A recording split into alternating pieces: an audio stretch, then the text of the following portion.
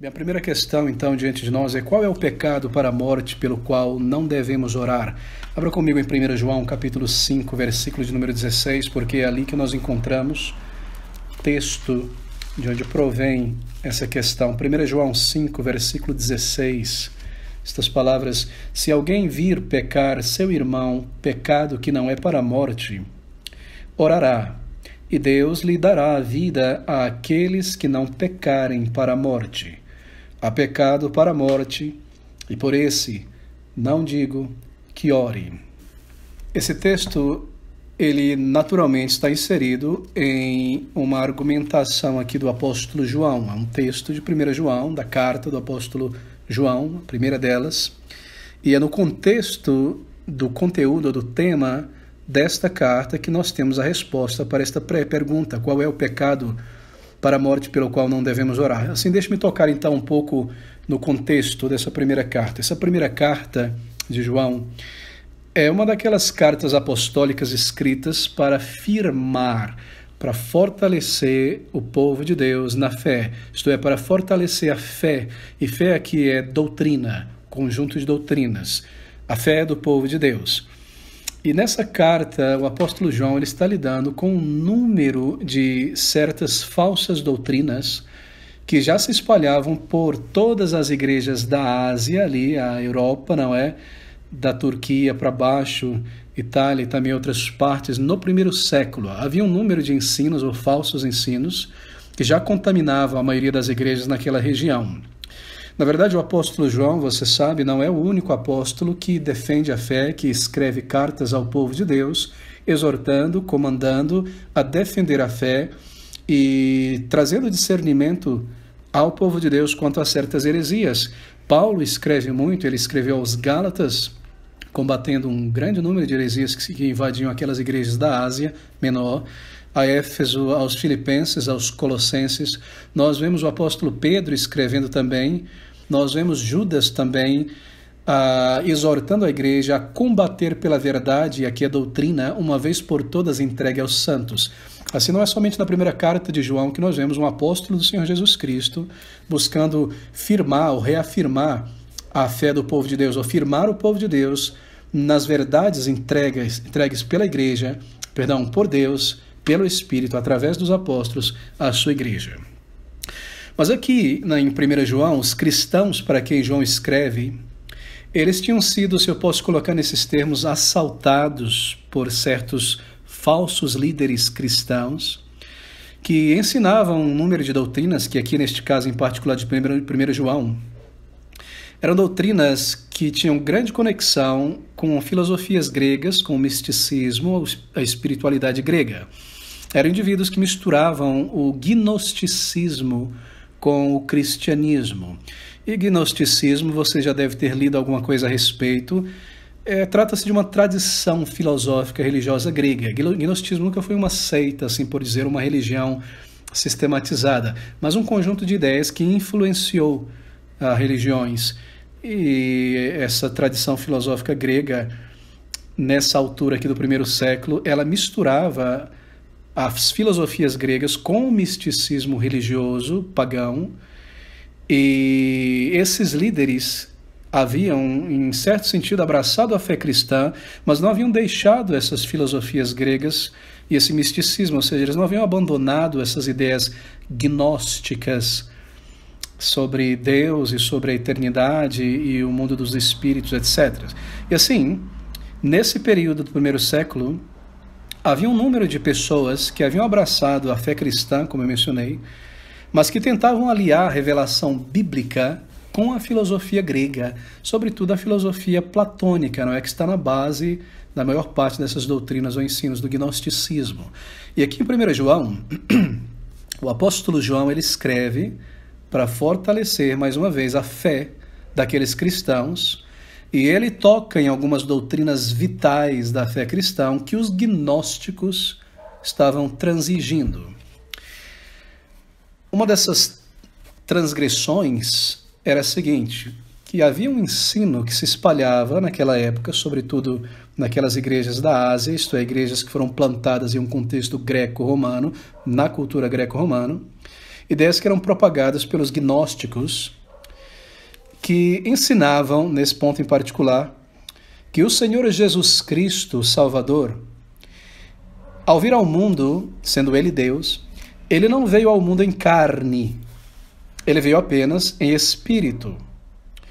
E esses gnósticos gregos, eu não entrarei nos detalhes do significado de gnosticismo, apenas estou passando de relance, você pode fazer uma pesquisa mais aprofundada depois. Esses gnósticos em particular, eles eram sobretudo os adeptos da doutrina platônica, dessa dicotomia, não era típico apenas de Platão, mas é típico da filosofia grega como um todo e das religiões greco-romanas, que é a ideia de que matéria e espírito se opõem. Matéria e corpo. Há uma dicotomia entre matéria e espírito, corpo e alma. Para esses platonistas, para estes gnósticos, a matéria ou o corpo era inferior ao espírito. O espírito era superior. Assim sendo, o corpo para eles era uma prisão para a alma. O corpo era secundário, totalmente secundário. Algo ruim, algo que trazia um elemento mau. Mas o espírito, ele era superior. E estes mestres cristãos gnósticos, ou seja, mestres cristãos não autênticos, eles misturavam o cristianismo com o gnosticismo em seu ensino. E no que se refere ao Senhor Jesus Cristo, porque este é o foco aqui do apóstolo João, sobretudo, ao defender a fé, cristologia, a doutrina de Cristo, não somente, mas sobretudo, no que se refere a Cristo, eles afirmavam que Cristo não tinha vindo em carne, porque Cristo era Deus. Assim, o seu corpo, diziam eles, não era um corpo real, era um corpo aparente. O seu corpo era aquilo que nós podemos chamar de um espectro. Havia uma aparência humana, mas ele não possuía carne, ele não possuía sangue, ele não possuía esta matéria que todo ser humano possui. E esse era o ensino, em linhas gerais, destes gnósticos a respeito da pessoa do Senhor Jesus Cristo. Eles diziam que a matéria, que Cristo não tinha uma matéria genuinamente humana, ele não possuía um corpo, ele possui apenas uma aparência de corpo. Porque eles insistiam nesta ideia de aparência de corpo. Esse termo aparência no grego vem do termo dokeo, doceo. Daí, se você já ouviu falar sobre docetismo, a heresia dos docetistas, tem a ver com isso aí. Ela se desenvolve a partir daí, toma grande força no final do primeiro século, no início do segundo século, e é combatida ali pelos chamados pais da igreja, não é? Mas a ideia é exatamente isso. Cristo tinha um corpo aparente, não real. Sua humanidade não era uma humanidade, assim dizer, por dizer, como a nossa, verdadeira. E é nesse contexto, marque então, nesse contexto que o apóstolo João está escrevendo aqui. E algumas das declarações feitas aqui em 1 João têm em vista combater esse falso ensino. Logo nós chegaremos na questão do pecado pelo qual nós não devemos orar. Mas o contexto é esse. O apóstolo João, ele escreve nesse contexto e ele tem em vista combater este ensino aqui dos gnósticos, de que o corpo de Cristo era um corpo aparente, não era real, ele não veio em carne. E essa carta de 1 João é uma carta escrita provavelmente em resposta a muitas questões que haviam sido levantadas pelos cristãos. Os cristãos estavam em dúvida, eles conheciam o apóstolo João, estava vivo ainda para o final do primeiro século, e foram a ele ou enviaram cartas a ele dizendo: olha, essas pessoas estão ensinando isso, isso, isso, mas nós não recebemos isso dos apóstolos, nem de Paulo, nem de Pedro.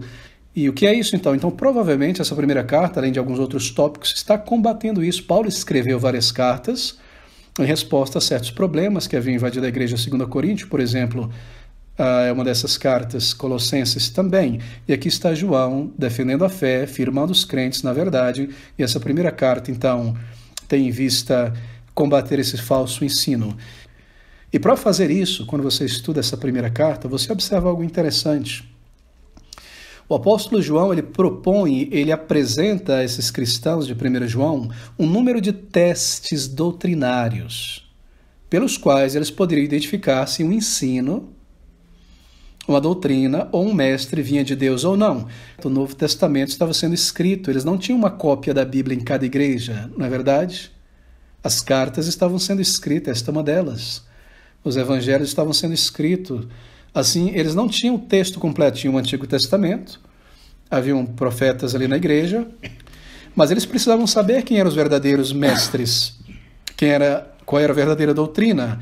E essas igrejas, elas viviam isoladas umas das outras, em grandes distâncias, não havia esse transporte veloz como o nosso. Assim, se alguma pessoa chegasse com sinal de que cria em Cristo, era uma boa pessoa, como saber de fato se esse era uma boa pessoa, um líder cristão, autenticado pelos apóstolos, se trazia a verdade? Assim, João está propondo para esta igreja, apresentando diante deles e de nós, porque está registrado aqui para nós, testes doutrinários pelo qual identificar um falso profeta.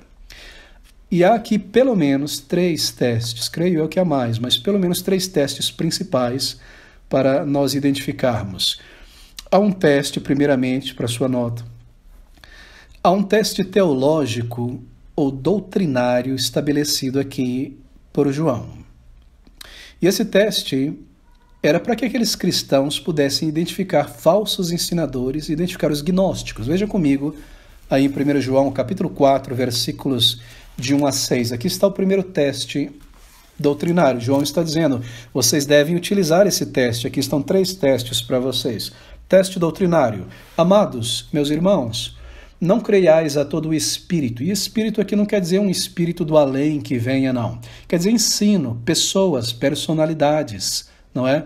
Não creiais a todo o espírito, mas provai se os espíritos são de Deus, porque já muitos falsos profetas se têm levantado no mundo. Em outras palavras, não aceite qualquer um que esteja batendo na sua porta com um ensino que parece bíblico, porque há muito falso profeta por aí. Não seja ingênuo, não seja imaturo. Nisto, desta maneira, com este teste, conhecereis o Espírito de Deus. Todo espírito que confessa que Jesus Cristo veio em carne é de Deus. E todo espírito que não confessa, ensina, declara, crê que Jesus Cristo veio em carne, não é de Deus. Mas este ensinador, o espírito dele, aquilo que ele produz, ensina, este é o espírito do anticristo, do qual já ouvistes que há de vir, e eis que já está agora no mundo. Filhinhos, sois de Deus, já os tendes vencidos. E aqui ele segue então no versículo 5 e 6, desenvolvendo, mas aqui está o teste. Nisto conhecereis, versículo 2, o Espírito de Deus. Todo espírito que confessa que Jesus Cristo veio em carne é de Deus. Em outras palavras, se alguém vem até vocês ensinando que Cristo não veio em carne, sangue, osso, que não é nossa geração, que não é descendente de Davi humano, então é do anticristo. Então vocês vão saber rapidamente se esse indivíduo ele tem doutrina misturada, se ele é um herege, se ele é um gnóstico, se ele está ensinando a verdade ou não. Aqui está o primeiro teste, esse é um teste doutrinário. Mas então na sequência ele dá um segundo teste para saber se uma pessoa vem de Deus, é um verdadeiro cristão regenerado ali no meio da igreja. E esse será um teste do amor fraternal. Teste do amor fraternal. Veja o versículo 7 e o versículo 8 do capítulo 4 ainda. Amados, amemo-nos uns aos outros, porque o amor é de Deus, e qualquer que ama é nascido de Deus. Versículo 8, aquele que não ama não conhece a Deus, porque Deus é amor. Agora, amar em que sentido? Porque um profeta, falso profeta, poderia chegar dizendo, meus amados, como eu amo vocês, amo demais, gente do coração.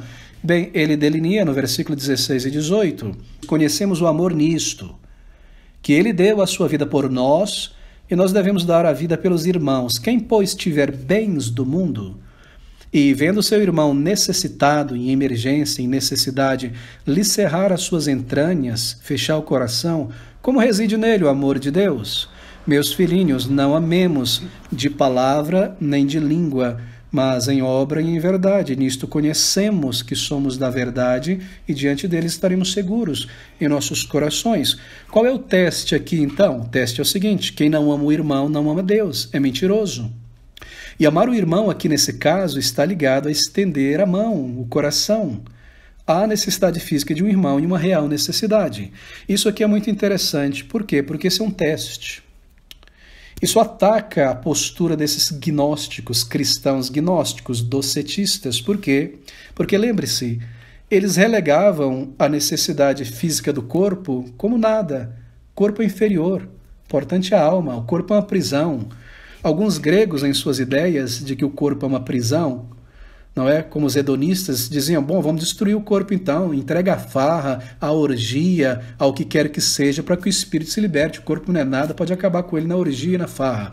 Outros diziam, o corpo é inferior, eu preciso negar os sentimentos do corpo, eu vou ser estoico, durão, não sinto nada. Alguém morreu? Sinto nada. Alguém me fez mal? Sinto nada. Um bebê nasceu? Sinto nada. Portanto, é o espírito. Mas aqui estão esses gnósticos tentando misturar, dizendo, bom, o corpo é irrelevante, e a atitude deles provavelmente era ver a necessidade do irmão e falar, vá em paz, Deus te abençoe, cresça na graça, no conhecimento. E João está dizendo, como você pode amar vendo a necessidade do irmão e não abrir o teu coração a ele? Assim, isso ataca estes gnósticos, não é? João está dizendo, se entre vós há pessoas que se comportam assim baseado numa perspectiva, no ensino, são falsos mestres, são falsos cristãos. Essa é a razão por trás dele. Nós amamos porque Cristo nos amou e o que ele fez veio a nós. E aqui está então uma maneira de demonstrar isso. Quem, pois, tiver bens do mundo e vendo seu irmão necessitado, lhe cerrar as suas entranhas, como reside nele o amor de Deus? 19, nisto conhecemos que somos da verdade, diante dele estamos seguros em nossos corações. Então esse é um teste do amor fraternal. Aqui está o terceiro teste.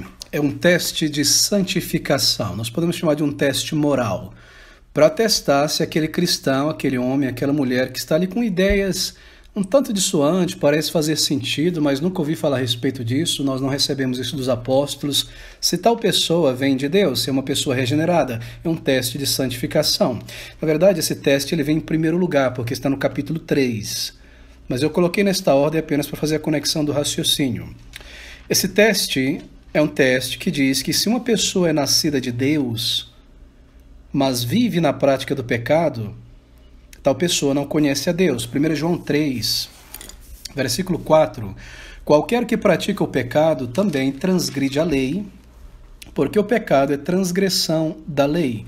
Versículo 6. Qualquer que permanece nele, em Deus, em Cristo, não pratica o pecado. Qualquer que permanece em pecado não viu nem o conheceu. Versículo 7. Filhinhos, ninguém vos engane, que ninguém chegue até vocês dizendo, você pode ser um cristão, mas porque o corpo não vale nada, então tudo bem pecar, isso não vai afetar a tua alma, é um pecado do corpo, não é? Um pecado de imoralidade, um pecado de glutonaria. Ninguém vos engane, filhinhos. Quem pratica a justiça é justo, assim como ele é justo. Quem pratica o pecado é do diabo, porque o diabo peca desde o princípio. Para isto o Filho de Deus se manifestou para desfazer as obras do diabo. Qualquer que é nascido de Deus não vive, não permanece na prática do pecado, porque a sua semente permanece nele, o Espírito Santo, e não pode pecar ou viver no pecado porque é nascido de Deus. E esse é um teste poderoso, não é? Os gnósticos, eles diminuíam a gravidade do pecado. Imagine pessoas na igreja que diminuem a gravidade do pecado, e em particular, os pecados cometidos pelo corpo, a imoralidade sexual, a glutonaria, a bebedice. E eles diziam, entre aspas, pelo mau exemplo, tudo bem participar daquelas festas bacanais dos gregos, isso o corpo é secundário, isso não afeta a alma. É como se a impureza do corpo não entrasse na alma, era mais ou menos essa a mentalidade. E comer carnes sacrificadas aos ídolos e outras tantas e tantas coisas, glutonaria e outras coisas. O apóstolo Paulo, você sabe, ele combate isso com muito vigor em suas cartas, não é? Como pode o templo do Espírito ter comunhão com o templo de ídolos? E aqui estão 3 testes, diz o apóstolo João. O teste doutrinário, ele confessa a cristologia bíblica, Cristo é Deus, Cristo veio em forma humana, ou não, é gnóstico. O teste do amor fraternal, nasceu de novo, e o teste da santificação, a frutos de santificação, é separado do mundo. São testes colocados aqui para prevenir esses cristãos e a nós. Esses, obviamente, não eram os únicos erros desses profetas, desses mestres gnósticos. Eles também criam, por exemplo, na intermediação de anjos entre Deus e o homem. Para ele, Deus está num patamar tão elevado, tão superior, e nós somos carne, estamos na matéria tão inferior, que nós não conseguimos ter um contato direto com Deus. A gente precisa de intermediadores, como anjos, que são seres mais ou menos santos, umas criaturas, então o culto aos anjos, coisas desse tipo, né? Cultuar os anjos, entrar em contato com os anjos, para que eles entrem em contato com a divindade para nós. Tudo isso vem do gnosticismo, coisas que nós vemos hoje no misticismo e em tantos grupos e seitas por aí. Eram outras heresias desses falsos líderes, isto é, eles abandonavam a pura verdade, a palavra entregue, e um grupo desses falsos ensinos estava se espalhando. E Paulo, veja você, ele disse que essas pessoas que ensinam tais coisas, eles tinham suas doutrinas, mas eram doutrinas de demônios. Marque esse ponto, porque essa é a nossa ponte. Culto aos anjos, culto àquilo, a carne não vale nada, então pode pecar. E Paulo vem e rebate lá na frente. João, obviamente, também era rebater, dizendo que esse ensino desses falsos líderes não é coisa pequena ou sem consequência. Isso é doutrina de demônios. Ou seja, é nesse contexto de ensino contra esses ensinamentos e falsos líderes, falsos cristãos, que nós lemos a advertência de João 5,16, que diz o seguinte: se alguém vir pecar seu irmão, pecado que não é para a morte, orará a Deus e lhe dará a vida àqueles que não pecarem para a morte. Há pecado para a morte, por isso não digo que ore. Esse é o contexto. É no contexto do combate a esses falsos líderes que traziam doutrinas de demônios, assim por dizer, que nós temos essa declaração. Ou seja, o pecado para a morte aqui, entenda isso, é abandonar a verdade revelada por Deus sobre Cristo em particular, a respeito de Cristo em particular, e naturalmente sobre a salvação que foram entregue por Cristo aos apóstolos e pelos apóstolos às igrejas. É abandonar a verdade revelada de Deus e se entregar conscientemente a esses ensinos místicos, a essas heresias. Ou seja, esse pecado pelo qual não se deve orar é abandonar abertamente a fé, é apostatar, é um pecado de apostasia. Não somente apostatar uma doutrina, mas também seguir falso ensino e ensinar o falso ensino e assim desencaminhar almas, persuadir outras pessoas para fora do caminho. Essas pessoas que pecaram assim, perdão, elas pecavam então contra o Espírito Santo, porque eles abandonaram e rejeitaram a verdade de Cristo que foi revelada pelo Espírito Santo. É abandonar a verdade, desassociar-se dela, apostatar dela e seguir em frente ensinando mentira, buscando persuadir outras pessoas a saírem do caminho da verdade e assim atacando, obviamente, a palavra de Deus, o ensino do Espírito dado pelos apóstolos à igreja. Esse é o pecado pelo qual não se deve orar, ou seja, é um pecado que pessoas não salvas, elas incorrem em cometer. Pessoas não salvas, pessoas que estiveram no meio cristão, pessoas que estiveram na igreja por algum tempo, mas que vieram a apostatar da fé e se tornaram pregadores do erro, levando outras pessoas, pelo seu ensino, para fora do caminho. Pessoas que estavam talvez buscando o Senhor, conhecendo a verdade, vindo em direção à luz, saindo do paganismo, indo em direção à luz, levando tais pessoas a se afastarem da verdade. E eles negam tudo que um dia professaram. Assim eles colocam tropeço no caminho de outras pessoas, causam escândalo. Escândalo na Bíblia é tropeço.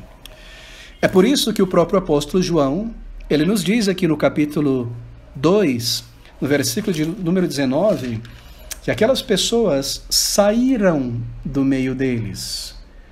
Saíram de nós, mas não eram de nós, porque se fossem de nós, ficariam conosco. Mas isto que aconteceu, que eles estão fazendo aí no meio de vocês, é para que se manifestasse que não são todos de nós. Bem, isso é muito claro aqui. Assim, que pecado é esse pelo qual nós não devemos orar? Bem, esse é um pecado que somente uma pessoa que não nasceu de novo, de fato, irá incorrer. Por nascer de novo, eu não me refiro a ser batizado, a ter nascido filho de pastor, ter cantado no coral, ter recebido uma educação cristã, abraçado os tenets, as doutrinas da fé intelectualmente. Não, eu quero dizer ter nascido de novo, regeneração. uma pessoa habitada pelo Espírito. Assim, uma pessoa que tem o Espírito de Deus é uma pessoa que nunca irá cometer esse pecado, que vai nos levar a não orar por essa pessoa mais. Por quê? Porque aquele que tem o Espírito de Deus habitando nele não pode dizer, 1 Coríntios 12, 13, portanto vos quero fazer compreender que ninguém falando pelo Espírito de Deus diz, Jesus é anátema, maldito seja Jesus. Ninguém que tem o Espírito de Deus pode ensinar tal coisa, que ele é inferior aos anjos, no sentido da sua divindade, que ele é anátema, ele isso, ele aquilo, ele não é suficiente. Como pode alguém que tem o Espírito de Deus e conhecer a palavra de Deus ensinar tais coisas? Assim, um crente não pode incorrer neste pecado porque ele tem o Espírito de Deus. E baseado nesses testes, nós sabemos que já nascemos de novo. Nós gastamos um sermão inteiro uma vez estudando sobre essa carta de 1 João, sinais de conversão, uma cesta cheia de frutos de conversão. Sabemos que já nascemos de novo se isso, se aquilo, se aquilo. E sabemos que alguém não vem de Deus se isso, se aquilo mais. Como pode então uma pessoa nascida de Deus ensinar tais coisas?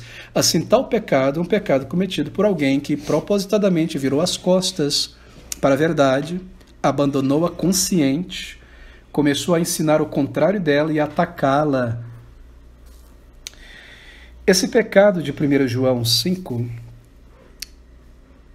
ele, fazendo uma ponte aqui, ele corresponde também, penso eu, à blasfêmia contra o Espírito Santo, lá de Marcos 3, 22 a 30. E aqui está a resposta à segunda pergunta. O que é essa blasfêmia, então, contra o Espírito Santo? Pode o crente incorrer nela? Eu penso que esteja relacionado este pecado pelo qual nós não podemos orar, também seja a blasfêmia contra o Espírito Santo. Abra comigo em Marcos, no capítulo 3, versículo de número 22 a 30, nós temos o registro deste incidente.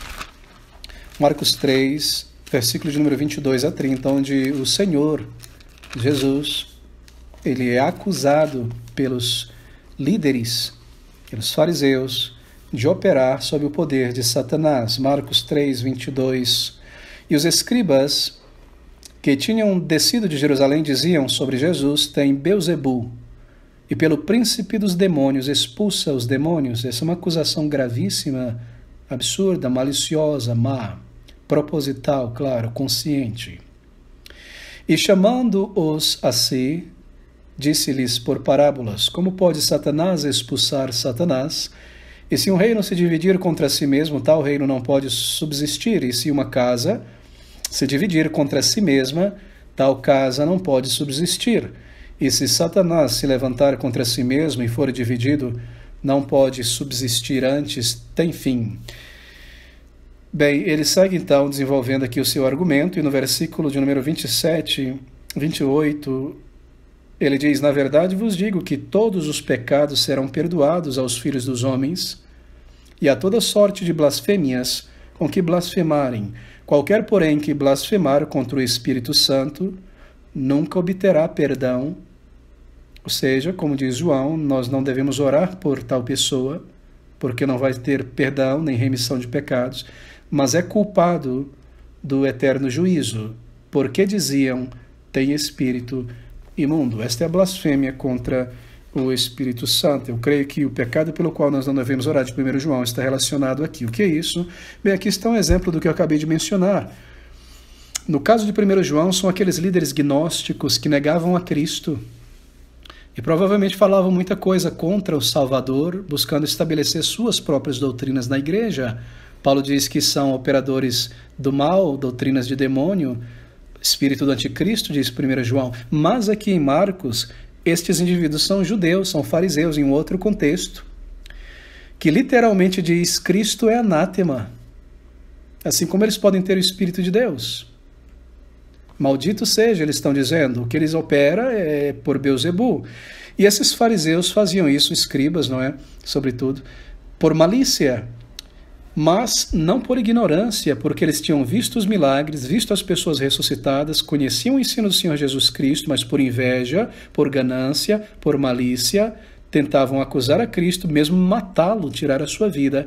E aqui, maliciosamente, eles atacam a obra do Espírito Santo, porque os milagres realizados pelo Senhor eram pelo poder do Espírito Santo. Eles rejeitaram a Cristo, eles rejeitaram a palavra de Deus, a verdade do Antigo Testamento, eles rejeitaram tudo de maneira proposital, maliciosa, se levantaram contra a verdade, faziam seus prosélitos contra Cristo, assim por dizer, buscavam difamar o Senhor e desmoralizá-lo diante do povo. E assim o Senhor Jesus Cristo diz que tal pecado é um pecado pelo qual não há perdão. Por quê? Porque se é o Espírito quem convence alguém do pecado, da justiça e do juízo, se eu nego e rejeito a verdade do Espírito, quem mais pode me salvar?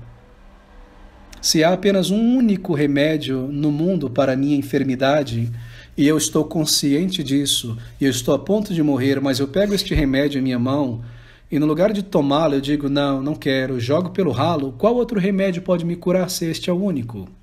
E se é o Espírito quem leva uma pessoa à salvação e a Cristo, se eu obstinadamente entendo o que eu estou fazendo e me levanto contra a obra do Espírito, quem mais pode me salvar? Por isso não há salvação, a blasfêmia contra o Espírito Santo.